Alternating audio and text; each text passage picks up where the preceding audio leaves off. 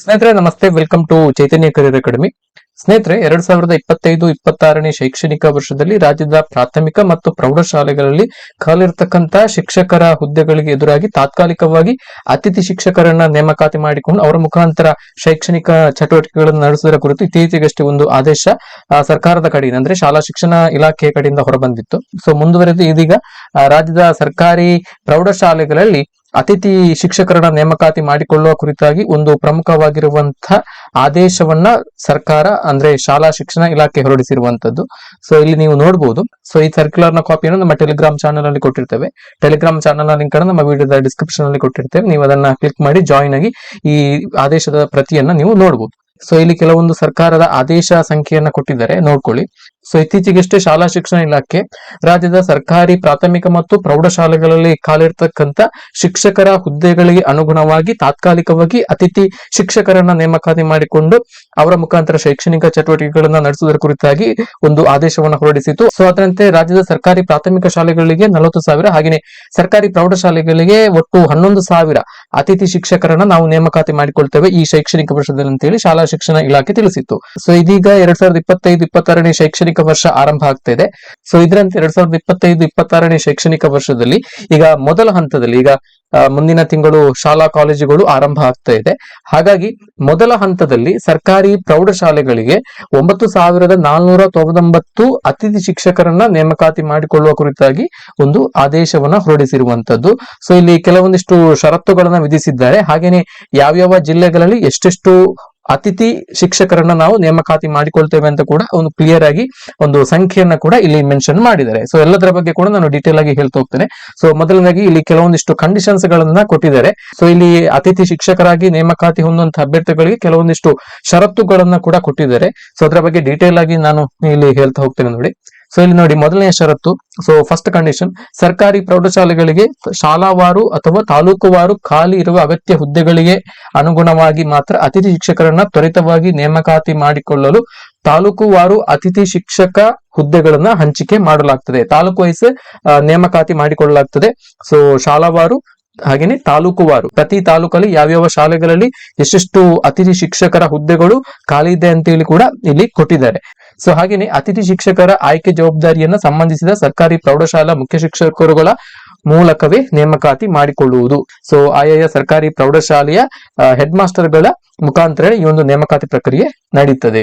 ಹಾಗೇನೆ ಶಾಲಾ ಶಿಕ್ಷಣ ಇಲಾಖೆಯ ಸರ್ಕಾರಿ ಕರ್ನಾಟಕ ಪಬ್ಲಿಕ್ ಶಾಲೆಗಳು, ಬೆಂಗಳೂರು ಪಬ್ಲಿಕ್ ಶಾಲೆಗಳು ಹಾಗೂ ಆದರ್ಶ ವಿದ್ಯಾಲಯಗಳಲ್ಲಿ ಖಾಲಿ ಇರುವಂತಹ ಸಹ ಶಿಕ್ಷಕರ ಹುದ್ದೆಗಳ 100% ಅತಿಥಿ ಶಿಕ್ಷಕರನ್ನ ಮೊದಲ ಆದ್ಯತೆ ನೀಡಿ ನೇಮಕಾತಿ ಕ್ರಮ ವಹಿಸುವುದು. ಸೊ ಈ ಅತಿಥಿ ಶಿಕ್ಷಕರನ್ನ ನೇಮಕಾತಿ ಮಾಡಿಕೊಳ್ಳುವ ಸಂದರ್ಭದಲ್ಲಿ ಇಲ್ಲಿ Karnataka public school, Bengaluru public school ಹಾಗೆಯೇ ಆದರ್ಶ ವಿದ್ಯಾಲಯಗಳಲ್ಲಿ ಮೊದಲ ಆದ್ಯತೆಯನ್ನ ನೀಡಿ ಇವುಗಳಿಗೆ ಮೊದಲ ಆದ್ಯತೆಯನ್ನ ನೀಡಿ ಅಲ್ಲಿ ಖಾಲಿರ್ತಕ್ಕಂತ ಎಲ್ಲಾ ಹುದ್ದೆಗಳಿಗೆ 100% ಏನು ವೇಕೆನ್ಸಿ ಇದೆ. ಸೊ ಅದಕ್ಕೆ ಸಂಬಂಧಪಟ್ಟ ಹಾಗೆ 100% ಅಂದ್ರೆ 100% ಅತಿಥಿ ಶಿಕ್ಷಕರನ್ನ ನಾವು ನೇಮಕಾತಿ ಮಾಡಿಕೊಳ್ತೇವೆ. ನೇಮಕಾತಿಯನ್ನ ನಡೆಸುವ ಸಂದರ್ಭದಲ್ಲಿ Karnataka public school, Bengaluru public school ಹಾಗೆಯೇ ಆದರ್ಶ ವಿದ್ಯಾಲಯಗಳಿಗೆ ಮೊದಲ ಆದ್ಯತೆಯನ್ನ ಕೊಡಲಾಗ್ತದೆ ಅಂತ ಹೇಳಿ ಇಲ್ಲಿ ಕ್ಲಿಯರ್ ಆಗಿ ಕೊಟ್ಟಿದ್ದಾರೆ. ಹಾಗೇನೆ ಸರ್ಕಾರಿ ಪ್ರೌಢಶಾಲಾ ಅತಿಥಿ ಶಿಕ್ಷಕರ ನೇಮಕಾತಿಗೆ ಸಂಬಂಧಪಟ್ಟಂತೆ ಕಠಿಣ ವಿಷಯಗಳಾದ ಗಣಿತ, ವಿಜ್ಞಾನ, ಆಂಗ್ಲ ವಿಷಯದ ಶಿಕ್ಷಕರನ್ನ ನೇಮಕಾತಿ ಮಾಡಿಕೊಳ್ಳಲು ಆದ್ಯತೆ ನೀಡಲು ತಿಳಿಸಲಾಗಿದೆ.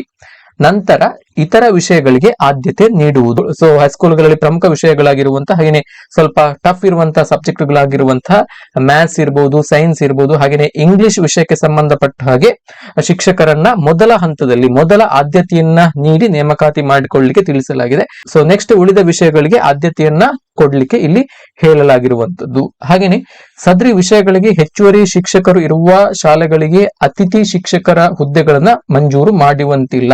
ಸೊ ಯಾವ್ಯಾವ ಶಾಲೆಗಳಲ್ಲಿ ಹೆಚ್ಚುವರಿ ಶಿಕ್ಷಕರು ಈಗಾಗಲೇ ಕರ್ತವ್ಯವನ್ನ ನಿರ್ವಹಿಸ್ತಾ ಇದ್ದಾರೆ ಅಂತಹ ಶಾಲೆಗಳಿಗೆ ಅತಿಥಿ ಶಿಕ್ಷಕರ ಹುದ್ದೆಗಳನ್ನ ಮಂಜೂರು ಮಾಡುವಂತಿಲ್ಲ ಅಂತೇಳಿ ಇಲ್ಲಿ ಸಂಬಂಧಪಟ್ಟಂತಹ ನೇಮಕಾತಿ ಮಾಡುವಂತಹ ಅಧಿಕಾರ ಹೊಂದಿರುವಂತಹ ಮುಖ್ಯ ಶಿಕ್ಷಕರುಗಳಿಗೆ ಒಂದು ಆದೇಶವನ್ನ ಹೊರಡಿಸಿರುವಂತದ್ದು.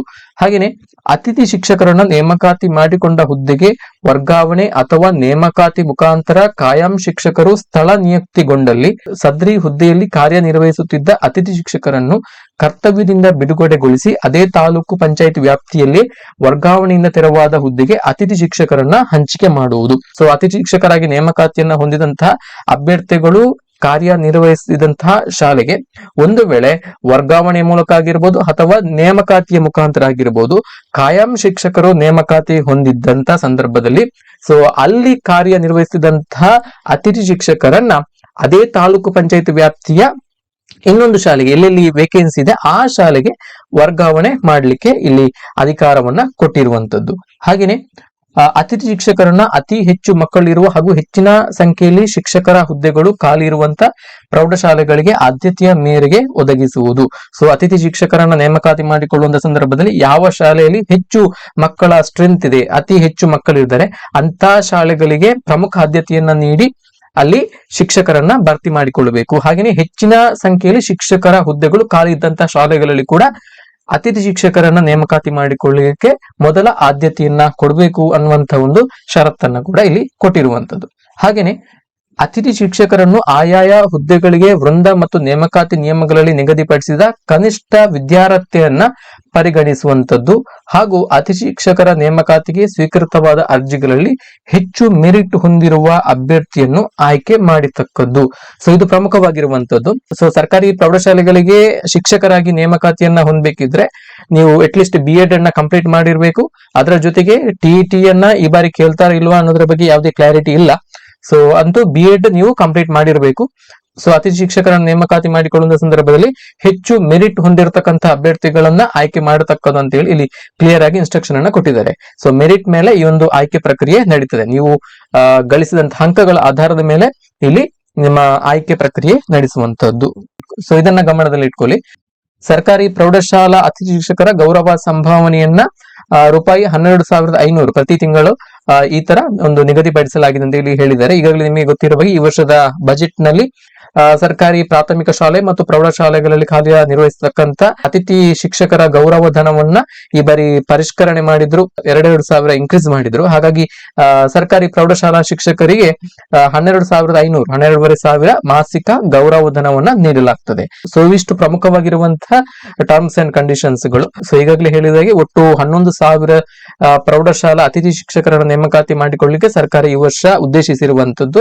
ಸೊ ಅದರಂತೆ ಈಗ ಮೊದಲ ಹಂತದಲ್ಲಿ 9,499 ಸರಿಸುಮಾರು 9,500 ಹುದ್ದೆಗಳಿಗೆ ಮೊದಲ ಹಂತದಲ್ಲಿ ನೇಮಕಾತಿಯನ್ನ ಮಾಡಿಕೊಳ್ತಾರೆ. ಉಳಿದ ಹುದ್ದೆಗಳಿಗೆ ಮುಂದಿನ ಹಂತದಲ್ಲಿ ಅಂದ್ರೆ ಇದೇ ವರ್ಷ ಅವರು ನೇಮಕಾತಿಯನ್ನ ಮಾಡಿಕೊಳ್ತಾರೆ.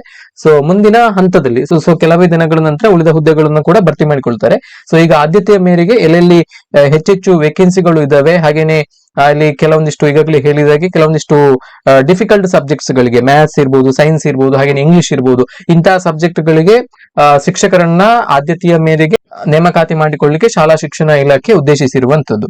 ಸೊ ಅತಿಥಿ ಶಿಕ್ಷಕರ ನೇಮಕಾತಿ ತಾಲೂಕುವಾರು ನಡೀತದೆ, ತಾಲೂಕು ವೈಸ್ ರಿಕ್ರೂಟ್ಮೆಂಟ್ ಆಗ್ತದೆ. ಸೊ ಮುಖ್ಯ ಶಿಕ್ಷಕರಿಗೆ ಈ ಅತಿಥಿ ಶಿಕ್ಷಕರನ್ನ ನೇಮಕಾತಿ ಮಾಡಿಕೊಳ್ಳುವಂತ ಒಂದು ಜವಾಬ್ದಾರಿಯನ್ನ ನೀಡಲಾಗಿದೆ. ಸೊ ಹಾಗೇನೆ ಅಭ್ಯರ್ಥಿಗಳ ಮೆರಿಟ್ ಆಧಾರದಲ್ಲಿ ಈ ಒಂದು ಆಯ್ಕೆ ಪ್ರಕ್ರಿಯೆಯನ್ನ ನಡೆಸಲಾಗ್ತದೆ ಅಂತ ಹೇಳಿ ಕ್ಲಿಯರ್ ಆಗಿ ಕೊಟ್ಟಿದ್ದಾರೆ. ಸೊ ನೆಕ್ಸ್ಟ್ ಯಾವ್ಯಾವ ಜಿಲ್ಲೆಗಳಲ್ಲಿ ಇಷ್ಟು ಹುದ್ದೆಗಳು ಖಾಲಿ ಇದಾವೆ ಅಂತ ಹೇಳಿ ಕೂಡ ಇಲ್ಲಿ ಕೊಟ್ಟಿದ್ದಾರೆ. ಸೊ ನಾನು ಸ್ಪೀಡ್ ಆಗಿ ಇದನ್ನ ಹೇಳ್ತಾ ಹೋಗ್ತೇನೆ. ಇಲ್ಲಿ ಸೊ ಬಾಗಲಕೋಟೆ ಜಿಲ್ಲೆಯಲ್ಲಿ 291, ಬಳ್ಳಾರಿ 431, ಬೆಳಗಾವಿ 277, ಬೆಳಗಾವಿ ಅಂದ್ರೆ ಚಿಕ್ಕೋಡಿ ಶೈಕ್ಷಣಿಕ ಜಿಲ್ಲೆಯಲ್ಲಿ 502, ಬೆಂಗಳೂರು ಗ್ರಾಮಾಂತರ 170, ಬೆಂಗಳೂರು ಉತ್ತರ ಶೈಕ್ಷಣಿಕ ಜಿಲ್ಲೆಯಲ್ಲಿ 52, ಹಾಗೇನೆ ಬೆಂಗಳೂರು ದಕ್ಷಿಣ 128, ಬೀದರ್ 330, ಚಾಮರಾಜನಗರ 178, ಹಾಗೇನೆ ಚಿಕ್ಕಮಗಳೂರು 262, ಚಿತ್ರದುರ್ಗ 118, ದಕ್ಷಿಣ ಕನ್ನಡ 316, ದಾವಣಗೆರೆ 104, ಧಾರವಾಡ 124, ಗದಗ 233, ಹಾಸನ 435, ಹಾವೇರಿ 237, ಕಲಬುರಗಿ 455, ಕೊಡಗು 109, ಕೋಲಾರ 323, ಕೊಪ್ಪಳ 478, ಮಂಡ್ಯ 414, ಮೈಸೂರು 288, ರಾಯಚೂರು 863, ರಾಮನಗರ 224, ಶಿವಮೊಗ್ಗ 190, ತುಮಕೂರು 250, ಮಧುಗಿರಿ ಶೈಕ್ಷಣಿಕ ಜಿಲ್ಲೆ 203, ಉಡುಪಿ 176, ಉತ್ತರ ಕನ್ನಡ 34, ಹಾಗೇನೆ ಉತ್ತರ ಕನ್ನಡದಲ್ಲಿ ಬರುವಂತ ಶೈಕ್ಷಣಿಕ ಜಿಲ್ಲೆ ಸಿರ್ಸಿಯಲ್ಲಿ 151 ಹುದ್ದೆಗಳು, ವಿಜಯನಗರ 178, ವಿಜಯಪುರ 183, ಯಾದಗಿರಿಯಲ್ಲಿ 603 ಹುದ್ದೆಗಳಿಗೆ ನೇಮಕಾತಿ ನಡೀತದೆ ಅಂತೇಳಿ ಇಲ್ಲಿ ಕ್ಲಿಯರ್ ಆಗಿ ಈ ಒಂದು ಆದೇಶದಲ್ಲಿ ಹೇಳಿರುವಂತದ್ದು. ರಾಯಚೂರು ಹಾಗೇನೆ ಯಾದಗಿರಿ ಜಿಲ್ಲೆಯಲ್ಲಿ ಹೆಚ್ಚಿನ ಹುದ್ದೆಗಳು ಖಾಲಿ ಇದಾವೆ. ಇಲ್ಲಿ ರಾಯಚೂರು ಜಿಲ್ಲೆಯಲ್ಲಿ 800ಕ್ಕೂ ಹೆಚ್ಚು ಹುದ್ದೆಗಳಿದ್ದಾವೆ. ಹಾಗೇನೆ ಇಲ್ಲಿ ಯಾದಗಿರಿ ಜಿಲ್ಲೆಯಲ್ಲಿ 603 ಹುದ್ದೆಗಳಿಗೆ ಅತಿಥಿ ಶಿಕ್ಷಕರನ್ನ ನೇಮಕಾತಿ ಮಾಡಿಕೊಳ್ಳಲಾಗ್ತದೆ ಅಂತ ಹೇಳಿ ಇಲ್ಲಿ ಒಂದು ಸಂಖ್ಯೆಯನ್ನ ಕೂಡ ಕೊಟ್ಟಿರುವಂತದ್ದು. ತಾಲೂಕು ವೈಸ್ ನೇಮಕಾತಿಯನ್ನ ಮಾಡಿಕೊಳ್ತಾರೆ. ಇಲ್ಲಿ ಪ್ರತಿಯೊಂದು ತಾಲೂಕುಗಳಲ್ಲಿ ಎಷ್ಟೆಷ್ಟು ವೇಕೆನ್ಸಿಗಳು ಇದಾವೆ ಅಂತ ಕೂಡ ಕೊಟ್ಟಿದ್ದಾರೆ. ಸೊ ಅದನ್ನು ಕೂಡ ನೀವು ನೋಡ್ಕೊಳ್ಬಹುದು. ಸೊ ಇದರ PDF ಅನ್ನು ನಮ್ಮ ಟೆಲಿಗ್ರಾಮ್ ಚಾನಲ್ ಅಲ್ಲಿ ಕೊಟ್ಟಿರ್ತೇವೆ. ಸೊ ಇವಿಷ್ಟು ಅತಿಥಿ ಉಪನ್ಯಾಸಕರ ನೇಮಕಾತಿಗೆ ಸಂಬಂಧಪಟ್ಟ ಹಾಗೆ ಒಂದಿಷ್ಟು ಮಾಹಿತಿಯನ್ನ ನಿಮಗೆ ತಿಳಿಸುವಂತಹ ಪ್ರಯತ್ನ. ಸೊ ನೆಕ್ಸ್ಟ್ ಇದಕ್ಕೆ ಸಂಬಂಧಪಟ್ಟಾಗಿ ಮುಂದಕ್ಕೆ ಏನೇ ಅಪ್ಡೇಟ್ಸ್ ಗಳು ಬಂದ್ರು ಕೂಡ ನಾವು ನಿಮಗೆ ತಿಳಿಸುವಂತಹ ಪ್ರಯತ್ನವನ್ನ ಖಂಡಿತವಾಗಿ ಕೂಡ ಮಾಡ್ತೇವೆ. Thank you. ನಮಸ್ತೆ.